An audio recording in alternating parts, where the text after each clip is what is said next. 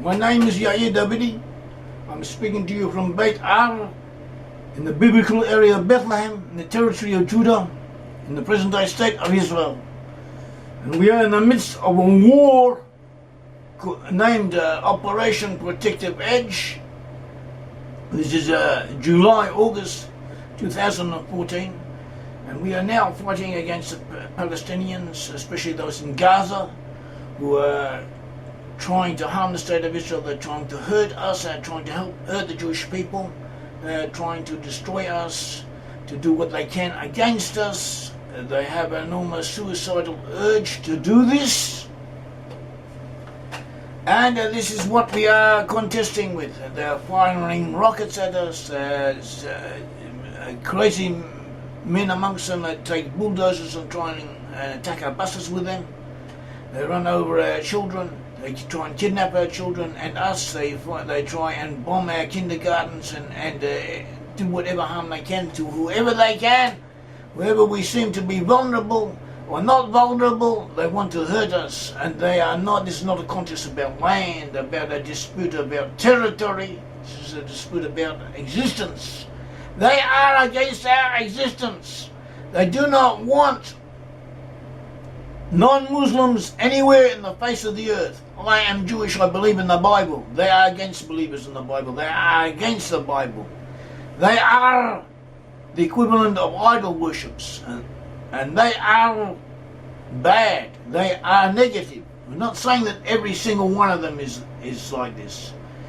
A lot of them at the individual level might be very pleasant, it might be possible to get along with them, and we do get along with them on the whole. It could be that only a minority of them are the fanatics, are the killers, are the murderers, but this minority is quite sizable. It is fanatical, it is dedicated, it has taken control of the others, it manipulates the others, and it directs the others, and the others work in their name, for them. So in a sense we are up against all of them. It could be that if we conquered them, we displaced their heads and so on, their leadership, replace their leadership, perhaps we could do something with them. It's not certain. At all events, at present this is not feasible. It is not something that can be done. The only credible solution would be to take them, to pick them all up, to take the Palestinians, especially those in Gaza, and to transport them to some other place, preferably somewhere in the West, where they could be resettled and helped to rehabilitate themselves, and they could begin their lives again somewhere else, far away, where they would not be of harm, not to themselves nor to other people. And perhaps this is the only solution, like it or not. And this is what the Bible indicates should be done and will be done. We have other articles and video clips on this subject, and this is now we're just going to round out a few points. The Bible spoke of this. The Bible tells us to do this in Numbers 25. We are commanded to take away out of the land of Israel that those who do not worship the God of Israel. Those who are heathens should be driven out of the land, and we are warned that if we do not do this, it will be done unto us. So it is either them or us. And we have biblical verses concerning this. We have in Isaiah chapter 11, describes a reunification between the 10 tribes and Judah. Judah represents the present-day Jews. The present-day Jews in biblical terminology are referred to as Judah, after the leading tribe, Judah. That's where we get the name Jew from. And Ephraim is also a term used for the specific tribe of Ephraim, or sometimes used for the tribes of Joseph, which encompass both Ephraim and Manasseh. Or in other cases, for all of the 10 tribes, it is a generic term. We have to examine the context to see in what sense the term is being used. Because there were two different sections of the Israelite nation. There were the Jews, the tribes of Judah, the kingdom of Judah in the south, and in the north was the 10 tribes. 10 tribes in the kingdom of Israel. They had separated from Judah after the death of King Solomon. They had set up their own kingdom. They were separate from Judah, from for a few centuries, after which they were conquered by the Assyrians. They were taken away into captivity, and they were assimilated amongst the Gentiles, became like the Gentiles.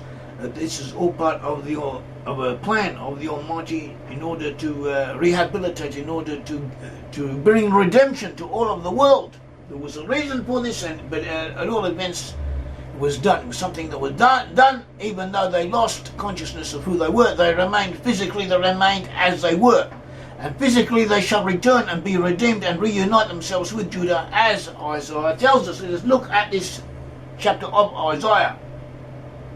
It says in chapter 11, Isaiah chapter 11 verse 10, "On that day the root of Jesse shall stand as a signal to the peoples, the nations shall inquire of him, his dwelling shall be glorious." So here we are speaking of the root of Jesse.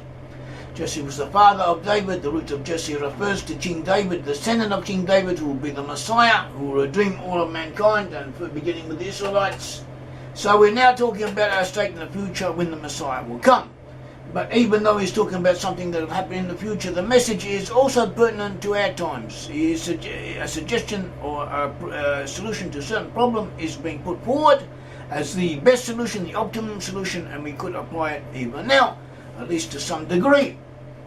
It says in verse Isaiah 11, verse 11, Isaiah 11, "On that day the Lord will extend his hand yet a second time to recover the remnant that is left of his people from Assyria, from Egypt, from Patras, from Ethiopia, from Elam, from Shinar, from Hamath, and from the isles of the sea." Ethiopia in Hebrew origin was Cush. Cush could also mean India. It can also mean areas in Central Asia and elsewhere. And so to Egypt is Mitzrayim. This could mean Egypt as we know it, but it could also mean an area to the north of the land of Israel, possibly Russia. And these are all names for consideration. All events that God will make return. The descendants of his exiles will be in these areas from both Judah and from Israel. Judah meaning the Jewish people, Israel meaning the 10 tribes of Israel. He says in verse 12, in Isaiah 11 verse 12, "We will raise a signal for the nations and will assemble the outcasts of Israel and gather the dispersed of Judah." The outcasts of Israel were the 10 tribes who, according to the Midrash, were taken away and planted and taken away and resettled or reassembled themselves as coherent entities. Even though they forgot who they were, more or less they did stay together and they were in specific areas. Whereas the Jews were scattered, they were dispersed. That is why we have the outcasts of Israel and the dispersed of Judah. And they shall return from the four corners of the earth. And then we have the verse 13, Isaiah 11 verse 13. "The jealousy of Judah shall depart, the hostility of Judah shall be cut off. Ephraim shall not be jealous of Judah, and Judah shall not be hostile towards Ephraim." So here we have any indications that up until the end times, Judah and Ephraim will have had differences between them. There would have been somewhat antagonistic or have kept a distance from each other. And in the end times this will be finished, they shall reunite and reconciliate. And this is what will happen in the end times, but it will happen in the end times, meaning that up until the end times it will have remained different and separate. And we have shown that by Ephraim is meant the peoples of the West, especially those in the British Isles who are descended from Joseph. Those of the British Isles pertain more to the specific tribe of Ephraim. The USA pertains to Manasseh in its national characteristics, even though numerically and physically there may be more of Ephraim amongst them than of Manasseh. We have discussed this elsewhere. So that the term Ephraim could apply to America and the US and the UK together. And this in effect would be the best, because even though the best solution would be for the Jews to take the Philistines and fly them out and rehabilitate them and replace them somewhere else, the Jews could not do it because of anti-Semitism, because of the situation of the Jews, even because of this early mentality. They would need other people to help them to be involved with this, and the best people to be involved with this would be the UK and the USA and Canada and Australia and New Zealand. They all got together and they all did it as a humanitarian project to enable the Palestinians to be at peace with themselves, to be at peace with the world, and to be at peace with Israel, to take them and move them elsewhere, to move them to Paraguay, to Argentina, or to Brazil, to give those nations assistance, because it would not be difficult to find amongst in that area nations that need assistance, to give them the needed assistance, and also to assist the Palestinians to rehabilitate themselves. And this is what is being said. It says in verse 14, Isaiah 11:14, literally as it's translated here, it says, "But they shall swoop down on the backs of the Philistines in the west. Together they shall plunder the people of the east. They shall put forth their hand against Edom and Moab. The Ammonites shall obey them." So they shall do things to the Philistines, also the peoples of the east, and also to Edom and Moab, and to the Ammonites. And the verse expression that they shall swoop down on the backs of the Philistines in the west in Hebrew is Afu Baketev Yama Yahdav. They shall fly the Philistines away to the west. That is together. Together they shall fly the Philistines away to the west. That is what is being said in the Hebrew. In other words, Judah and Ephraim together shall fly the Philistines away in the west.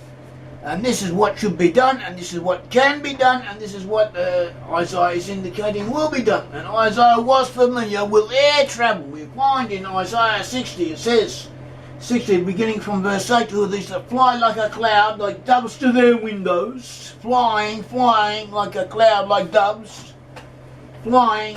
For the isles shall wait for me, the ships of Tarshish first, that is ships on the Atlantic Ocean. They bring their children from far away, their silver and gold with them, for the name of the Lord your God, and for the Holy One of Israel, because he has glorified you. That in the end times, the 10 tribes and the Israelites shall return from an area on the Atlantic Ocean, which describes English-speaking peoples who are on the Atlantic Ocean, and ships from that area, as well as planes from that area flying over the clouds, through the clouds, like the clouds, and also like doves flying straight to their home base being the state of Israel. This is what Isaiah is describing. This is what Isaiah saw. And if you put yourself in the place of Isaiah, you are a prophet. You are a prophet. You are seeing something, and you have to express it in words. And you have a limited vocabulary. Everything you see has to be expressed in the vocabulary you have, in terms with which your audience is familiar, and in terms which you have familiar. And you see a people who are called Palestinians. What does the word Palestinian mean? The word Palestinian means Philistine. We see in the online etymological dictionary, Palestine from Latin Palestinia, name of a Roman province, from Greek Palestine, from Hebrew Paleshet, land, Philistia, land of the Philistines. Originally, Palestine, the Philistines were a people who lived on the southwest, mainly in the southwest of Israel. They were on the coast, so in the area of Gaza and other cities in that area. They were related to the Egyptians, but they also had offshoots and cultural connections with Crete and with Cyprus. Minoan civilization and Mycenaean civilization and archaeological findings often indicate a Philistine presence. They were, in other words, associated with the Greeks, even though ethnically more connected to the Egyptians, and they were in this region, and they were a people who gave their name to that area, and due to them the area received their name. The area was named after them, even though the area was named after them. It doesn't mean that everyone who received their name had to be descended from them. Just like we have people called America. Anyone born in America is an American. It doesn't mean that his forefathers had to be numbered amongst the original settlers of America. Could have been he just came in recently. Nevertheless, he's called an American because he was born there. So too, Palestine, Philistia, became another name for the area of Israel, especially on the lips of foreigners who did not like to mention the word Israel, so they would use the word Philistia or Palestine, and that is a name that the Palestinians received or gave themselves. That is a name which they are referred to, and the name means Philistine. And so Isaiah, if he wanted to use a name that would sum up the essence of the Palestinians, he would use the name Philistine, and that is what he did according to the Bible, and therefore this verse is referring to the Palestinians, or can be best understood as referring to them, and also it suits the objective reality that we find before our eyes in our time, as does the suggested solution that the Philistines, the Palestinians, should be put on planes and flown somewhere in the to the west of the land of Israel, where they may be resettled and rehelped, and not attempt to harm those who are not trying to harm them, and that they should start to live lives of their own, and to at least have a chance to do so. And this is a solution. This is the best viable solution that we can see. And this solution is what the Bible says will be done, and therefore we should adopt it while we can. In practical terms, we may not be able to get them all out if we try to do it, but many of them would be willing and even eager to go if they were freed from the domination of their terrorist commanders and controllers.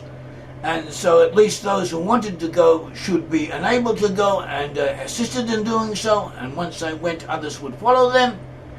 And so this is something that could be done and should be done, and let us all believe in the God of Israel and in the Bible, because the truth and the solution to all of our problems is to be found in the Bible. And the God of Israel bless all of you. Thank you.